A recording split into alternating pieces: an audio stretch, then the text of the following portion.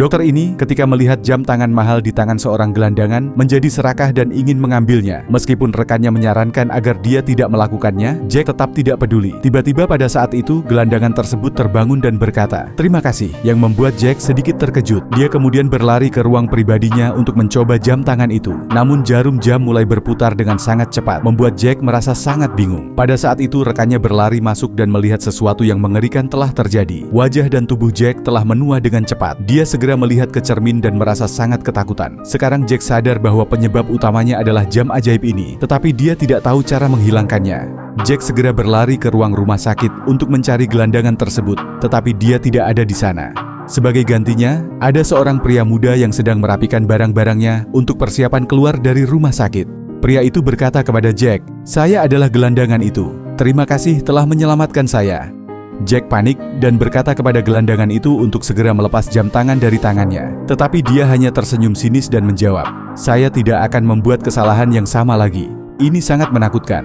Dia bahkan memperingatkan Jack bahwa sekarang dia hanya memiliki 1 hari untuk hidup.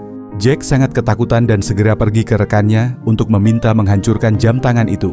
Namun, anehnya, ketika John hendak mengambil palu untuk menghancurkan kaca jam, jam itu berpindah ke lengan Jack yang lain, yang berarti tidak ada cara untuk menghancurkan jam ajaib ini, kecuali seseorang sengaja melepasnya dari tangan Jack. Jack sangat kecewa dan memberitahu John bahwa sekarang satu-satunya cara adalah menipu seseorang untuk mengambil jam tangan ini. Namun, John memperingatkannya bahwa itu adalah hal yang kejam untuk dilakukan, karena dia sengaja akan membahayakan seseorang. Akhirnya John memberikan nasihat kepada Jack untuk melakukan hal-hal yang baik dan manusiawi, mungkin itu akan membantunya hidup lebih damai. Namun, Jack tidak lagi berniat mendengarkan nasihat John karena kematian sudah semakin mendekat.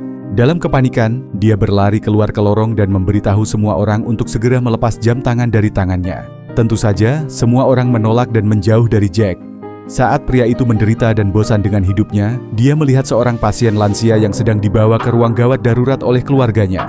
Jack segera memberitahu keluarga pasien untuk memanggil dokter darurat. Memanfaatkan kesempatan itu, dia mengambil tangan pasien dengan niat